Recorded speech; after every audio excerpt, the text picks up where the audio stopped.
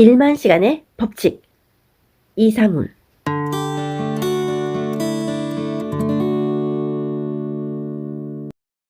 안녕하세요, 공코입니다. 오늘은 1만 시간의 법칙에 대해서 소개해드릴까 합니다. 사회생활을 하다 보면 성과가 종종 안 나는 경우가 많죠. 내가 열심히 아침부터 밤까지 일했는데 좀처럼 성과가 나지 않을 때 우리는 무엇이 잘못되고 있음을 알고는 있으나 그게 정확히 무엇에 의한 것인지 또는 왜 그리 되는지 자세히 모르는 경우가 많죠. 어떤 일은 같은 시간을 투자하고도 충분히 제 역할을 다할 뿐만 아니라 성과 또한 2배 이상 보는 경우도 있잖아요. 그렇다면 이건 타고난 운일까요? 시간을 무조건 최대한 투자하면 성과가 그대로 나올까요? 오랫동안 저는 10년 이상을 사회생활하고 직장을 다니면서 이 부분에 대해서 의문을 많이 가졌었는데요. 이번에 이 저자 이상훈 씨가 1만 시간의 법칙을 쓰면서 성공을 하는 수많은 사람들이나 대가들의 발자취를 추적한 결과들을 이 책에 담았다고 합니다. 사람이 어떤 분야에서 성공하는 데에는 3가지가 영향을 미친다. 주변의 지원, support, 타고난 운, luck, 투입한 시간, time. 지금까지 성공한 사람들을 살펴보면 대개 한 가지 일을 최소한 1만 시간 넘게 했다는 공통점을 지니고 있다. 제가 2010년에 이 책 1만 시간의 법칙을 읽어보았었는데요. 그때 나름 신선한 충격을 읽어보았거든요. 지금 다시 들춰보니까 그때와는 또 다른 느낌을 가질 수가 있었습니다. 그때 잘 보이지 않던 부분을 지금 보니까 눈에 보인다고나 할까요? 이것이 바로 독서의 매력 중 하나가 아닐까 싶습니다.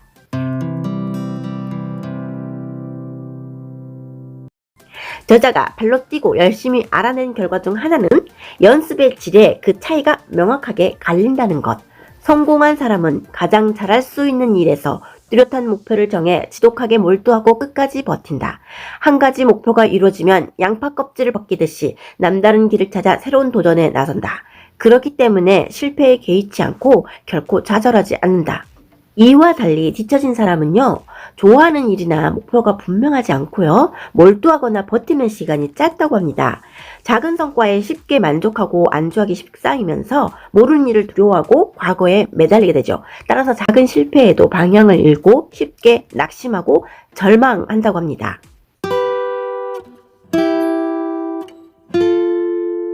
이 책은 1부와 2부로 나뉘었는데요. 1만 시간의 법칙이 도대체 무엇인지 분석을 했고요. 구체적으로 1만 시간의 법칙의 2 종류인 선순환과 악순환을 몇 가지 사례를 들어 설명하고 있더라고요. 2부에서는 연습의 질을 높여 악순환을 피하고 선순환에 올라서는 구체적인 실천 방법들을 소개하고 있는데 최고 전문가 반열에 오른 사람들의 이야기를 바탕으로 실제 활용할 수 있는 방법들을 하나하나씩 설명하고 있습니다. 1만 시간이란 도대체 무엇일까요?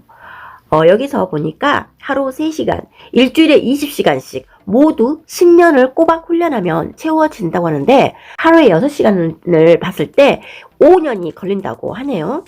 1만 시간의 선순환은 그럼 무엇일까요?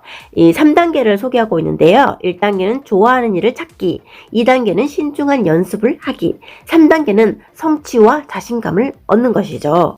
이 선순환이 지속될수록 그 효과는 더욱 빨라진다고 합니다. 자, 1만 시간의 법칙, 이걸 설명하면서 선순환에 대해서도 같이 얘기를 했거든요. 좋아하는 일을 찾는 게 우리가 가장 처음 할 일이자 최우선이라고 여긴 나와 있고요. 그러기 위해서 영국의 사회학자 모리스 긴즈버그의 진로 발달 이론을 인용하여 저자가 설명했습니다. 환상기, 잠정기, 현실기 3단계를 거치는데 환상기는 스스로 할 수 있는 것과 현실 상황을 제대로 알지 못하는 단계로 자신이 원하면 모든 직업을 다 가질 수 있다고 착각한다고 합니다. 잠정기는 자신의 흥미와 능력을 깨닫게 되지만 현실적인 여건이나 한계를 고려하지 못합니다. 현실기는 흥미와 능력은 물론 여건과 한계를 모두 이해하고 자신에게 가장 적합한 일을 찾게 됩니다.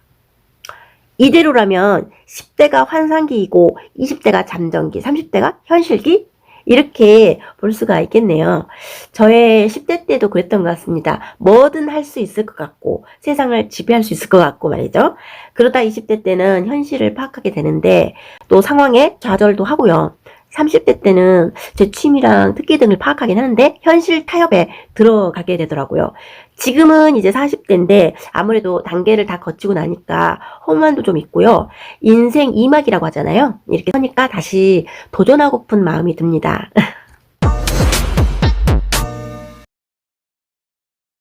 이제 좋아하는 일을 찾아내서 전력 투구하고 몰입하는 단계를 순서대로 밟아 나간다면 몰입과 혁신이 어우러지는 연습은 그야말로 최고의 즐거움을 수반하면서 동시에 성공도 할 수가 있다고 합니다.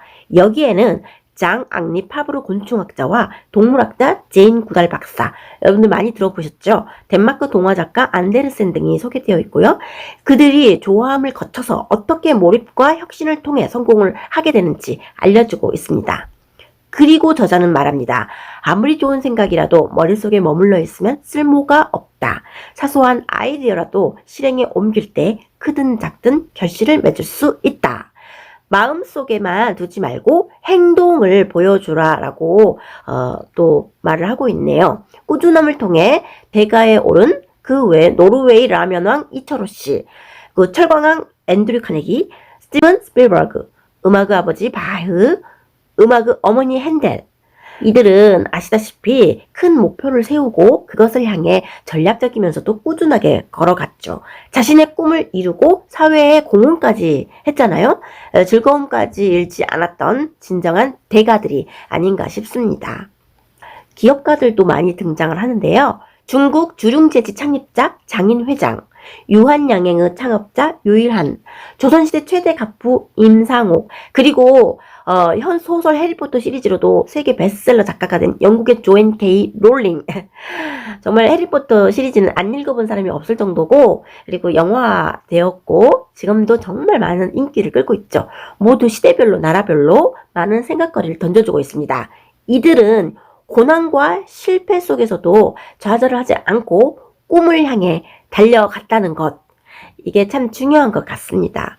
보통 한두 번 실패를 하게 되면 나는 틀렸나 봐, 나는 아닌 것 같아, 이 길은 내 길이 아니야 하고 돌아서기 쉽잖아요.